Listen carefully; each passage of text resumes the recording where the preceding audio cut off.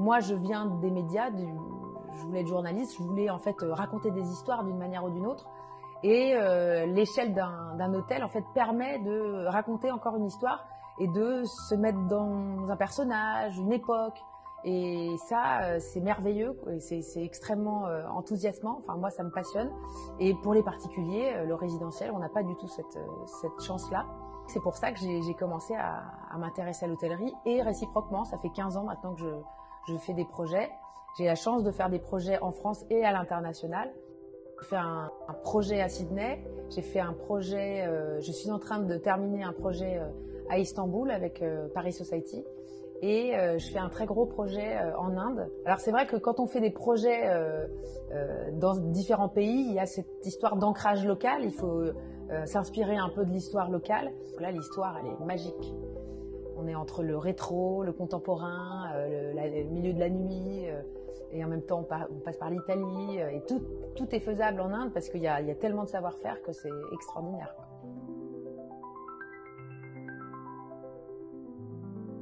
Et donc la recherche, elle est beaucoup autour de l'artisanat, c'est-à-dire que je sais, parfois j'ai des obsessions pour la céramique, pour le liège, pour des matières comme ça qui m'inspirent. Et c'est plus savoir quel artisan sur place on va réussir à trouver qui va pouvoir mettre en œuvre l'idée que j'ai et l'envie que j'ai à ce moment-là.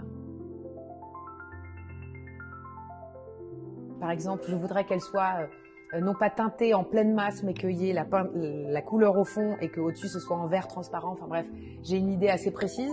Et du coup, on va essayer d'ajuster avec ces artisans pour arriver vraiment au rendu souhaité. Il y a vraiment, c'est ça aussi qui est très plaisant en hôtellerie, c'est que c'est souvent des gens qui ont fait d'autres hôtels, ou en tout cas qui connaissent très bien leur ville et qui peuvent dire, bah voilà, lui il est extraordinaire pour la menuiserie, lui extraordinaire pour la tapisserie. Je fais aussi bien sûr mes recherches, parce que c'est aussi ce que j'apporte à un client, c'est-à-dire que lui il a les murs et moi j'ai tout le savoir-faire autour et mes artisans. Et donc parfois, les artisans viennent d'Italie, viennent du Portugal, ils peuvent venir d'Inde pour un projet en France. Quand j'ai un nouveau projet, en tout cas ma ligne, mon bourdon comme on dit en musique, vraiment la ligne directrice, c'est fuir l'ennui. Vraiment, moi je suis quelqu'un qui m'ennuie très vite, j'adore les gens voluptueux, j'aime la vie quand elle est assez intense. Et donc, quelle que soit la demande qu'on me fasse, que ce soit quelque chose qui soit épuré, contemporain, rétro, etc., il y a vraiment tout de suite cette idée de créer un lieu qui soit chaleureux, même pour les gens qui vont venir pour la première fois. Et donc, il faut se coller au thème. Est-ce que c'est un lieu qui doit inspirer la culture ou la détente ou la nature? Donc ça, vraiment, je me plie au thème qui a été choisi pour le projet.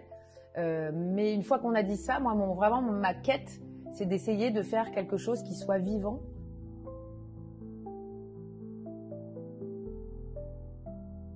Alors moi, je suis architecte d'intérieur, mais je suis aussi designer. C'est-à-dire que tous les projets que je conçois, eh bien, je dessine pratiquement tout. Donc c'est pour ça aussi que j'aime l'échelle d'un hôtel, parce que c'est grand et que tout d'un coup, on peut dessiner une chaise, on peut dessiner un bureau. Quand il y a 60, 80 ou plus d'exemplaires, eh ben, c'est pas un problème de dessiner son propre modèle. C'est aussi pour ça, je crois, que on m'appelle pour vraiment rendre singulier le projet. Je ferais vraiment bien un projet au Brésil.